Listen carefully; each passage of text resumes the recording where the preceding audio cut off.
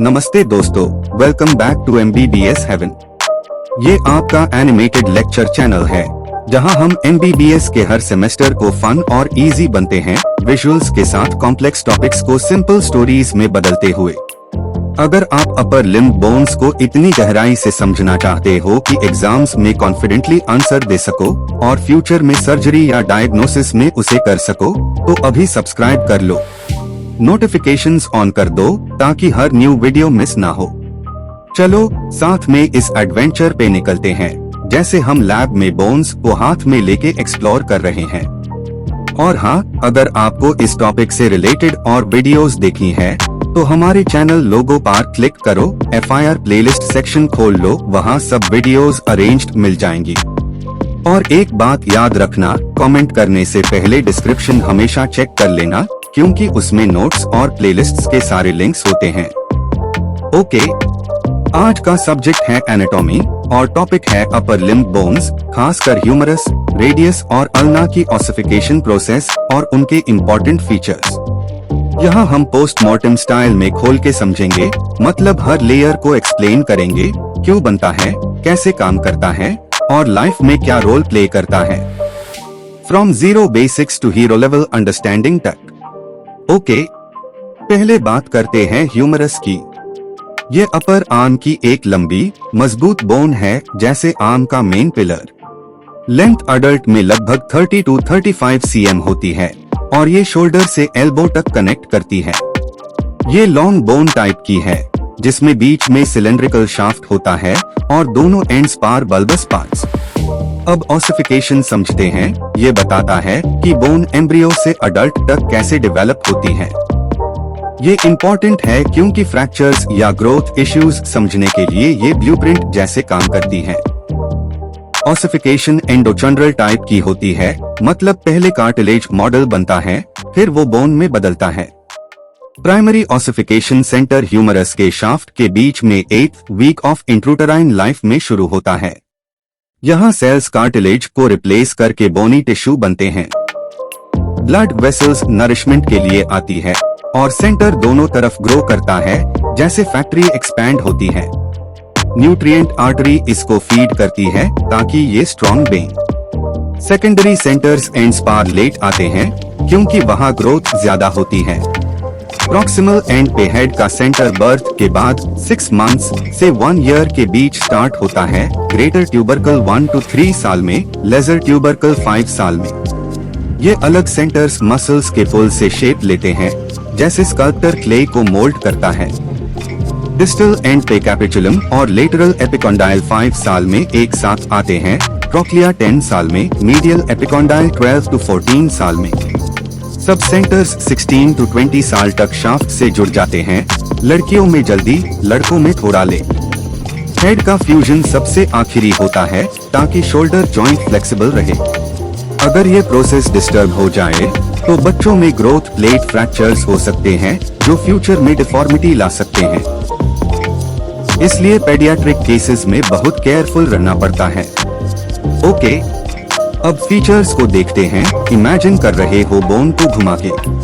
Proximal and पे hemispherical head होता है, जो स्कैपुला के ग्लेनॉइड कैविटी में फिट होता है, बॉल एंड सॉकेट जॉइंट बनाने के लिए। ये 360 डिग्रीज मूवमेंट अलाउ करता है, जैसे शोल्डर घूमते हो। हेड के नीचे एनाटॉमिकल नेक होती है, टाइट कॉन्स्ट्रिक्शन, जहां कैप्सूल और लिगामेंट्स अटैच होते हैं। फ्रैक्चर्स में यहाँ अवैस्कुलर नेक्रोसिस का रिस्क होता है क्योंकि ब्लड सप्लाई कम। थोड़ा नीचे सर्जिकल नेक, नाम इसलिए पड़ा क्योंकि सर्जरी में एक्सिस पॉइंट है और यही कॉमन फ्रैक्चर साइट है। यहाँ से एक्सिलरी नर्व और पोस्टीरियर सर्कमफ्लेक्स ह्यूमरल आर्टरी गुजरते हैं। फ्रैक्चर होने पर नर्व डैमेज से डेल्टॉइड मसल काम नहीं करता, शोल्डर ऊपर नहीं उठ पाता और स्किन पे एक बैज शेप नम एरिया हो जाता है, जैसे सोल्जर का रेजिमेंटल बैज नम हो गया हो। ग्रेटर ट्यूबरकल लेटरल साइड पे बल्कि 3 फेसेट्स के साथ, ऊपर सुप्रास्पिनेटस, बीच इंफ्रास्पिनेटस, नीचे तेरेस माइनर। ये सब रोटेटर कफ का पार्ट है जो शोल्डर को स्टेबल रखते हैं, जैसे कार के शॉक एब्जॉर्बर्स। लेजर ट्यूबरकल छोटा और आगे होता है सबस्कैपुलरिस के लिए।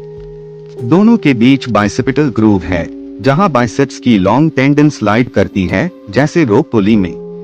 ओवरयूज से ये इन्फ्लेम हो सकती है। थ्रोइंग स्पोर्ट्स में पेन कॉमन है। शाफ्ट के बीच डेल्टॉइड ट्यूबरोसिटी है, जहां डेल्टॉइड मसल अटैच होती है आर्म को साइड में लिफ्ट करने के लिए। पीछे स्पाइरल ग्रूव है रेडियल नर्व और आर्टरी के लिए। फ्रैक्चर होने पर ये नर्व फंस जाती है और रिस्ट ड्रॉप हो जाता है, मतलब फिंगर्स सीधी नहीं हो पाते। Common in road accidents. Distal end पे कैपिचुलम गोल नॉब है रेडियस से जॉइंट के लिए। ट्रोक्लिया पुली लाइक है अल्ना के साथ एल्बो हिंज जॉइंट बनाने के लिए। एपिकॉन्डाइल्स मसल्स के ओरिजिन्स है। मीडियल वाला फनी बोन कहलाता है क्योंकि उल्नार नर्व टच पार शॉक देता है। ब्लड सप्लाई प्रोफेंडा ब्रांची और सर्कमफ्लेक्स ब्रांचेस से।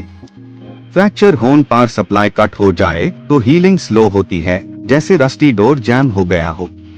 ओके, अब आते हैं रेडियस पे। फोरआर्म की outer bone, thumb side part. ये कर्व्ड है जैसे बूमरैंग, ताकि रोटेशन हो सके। ये प्रोनेशन सुपिनेशन का बॉस है, हाथ पलटने का master. Ossification primary centre 8th fetal week में शाफ्ट में शुरू होता है। डिस्टल एंड का ग्रोथ ज्यादा होता है 80% लेंथ के लिए। सेकेंडरी सेंटर वहां 1 to 2 साल में पहले आता है और 18 to 20 साल में फ्यूज होता है। इसलिए एल्डरली में कॉल्स फ्रैक्चर कॉमन होता है। डिस्टल पार्ट पीछे मुड़ जाता है जैसे डिनर फोर्क शेप। बच्चों में ग्रोथ प्लेट स्लिप भी हो सकती है। प्रॉक्सिमल हेड 4 to 6 साल में, स्टाइलॉइड 6 साल में अपीयर करते हैं। Features: proximal head disc like, centre phobia humerus से जॉइंट, आउटर रिंग अल्ना से रोटेशन जैसे कि लॉक में घूमता है। नेक पतला, fracture risk high. Tuberosity rough, biceps attach होता है। यहाँ वेट लिफ्टिंग में यही पुल फील होती है। Shaft anteriorly curved, interosseous border ulna से मेम्ब्रेन बनाता है फोर्स शेयर करने के लिए जैसे team partners. Distal end broad ulnar notch ulna से pivot, styloid process wrist stability के लिए। फ्रैक्चर होने पर ग्रिप वीक हो जाता है। ब्लड सप्लाई रेडियल आर्टरी से। क्लिनिकल गलीजी फ्रैक्चर, मिड शाफ्ट टूटने से ulna dislocate. Superficial radial nerve damage से सेंसेशन लॉस। रेडियस फ्लेक्सिबिलिटी देता है लिखने, खाना पकड़ने या किसी चीज को ट्विस्ट करने में। ओके, अब अल्ना फोरआर्म की इनर बोन, पिंकी साइड पे सीधी और सपोर्ट डीन वाली बोन है, रेडियस के साथ मिलके बैलेंस बनती है। Ossification primary 8th week, olecranon 8 to 10 साल में अलग, ट्राइसेप्स के पुल से कोरोनॉइड और डिस्टल 4 to 5 साल में, फ्यूजन 18 to 20 साल तक। फीचर्स: ओलेक्रेनन एक हुक लाइक प्रोजेक्शन है, पीछे ट्राइसेप्स अटैच होता है, लीवर काम करता है। Trochlear notch C shaped humerus से लॉक होती है, एल्बो स्टेबिलिटी देता है। कोरोनॉइड आगे ब्रेकियलिस अटैच होता है। रेडियल नॉच साइड में रोटेशन के लिए। Shaft triangular, ulnar nerve groove से गुजरता है, compression risk high. Distal head goal, pivot for radius, styloid process wrist support TFCC के थ्रू। फ्रैक्चर मॉन्टेगिया टाइप में अल्ना टूटने से रेडियस डिसलोकेट होता है। उल्नार नर्व डैमेज से हैंड के छोटे मसल्स वीक हो जाते हैं। अल्ना एल्बो स्ट्रेंथ देता है, पुश करने में जैसे दरवाजा खोलना। ओके, इन तीनों बोन्स को जोड़ने पर पूरा अपर लिम्ब एक परफेक्ट मैकेनिकल डिजाइन बनता है। ह्यूमरस एल्बो बनाता है radius ulna rotation joints. Arm 180 degrees rotate कर सकता है। It's pure engineering. निमोनिक याद रखने के लिए head, greater, lesser, capitulum, medial. और प्रैक्टिस के लिए डायग्राम्स जरूर बनाओ, जितना ड्रॉ करोगे उतना याद रहेगा। क्लिनिकल रिमाइंडर: फ्रैक्चर होने पर हमेशा ब्लड फ्लो और नर्व फंक्शन चेक करो। ट्रीटमेंट: सर्जरी, प्लेटिंग और रिहैब एक्सरसाइजेस, वरना स्टिफनेस रह जाती है जैसे जैम्ड हिंज। ओके, तो दोस्तों ये था हमारा एंगेजिंग फुल डेप्थ एक्सप्लेनेशन। अब आप हो गए एक्सपर्ट। लाइक करो अगर हेल्पफुल लगा, शेयर करो फ्रेंड्स के साथ और सब्सक्राइब करो MBBS हेवन। कमेंट में लिखो इस बोन पे डाउट है, और याद रखना डिस्क्रिप्शन जरूर चेक कर लेना, उसमें सब प्लेलिस्ट लिंक्स मिलेंगे। नेक्स्ट वीडियो में मिलते हैं।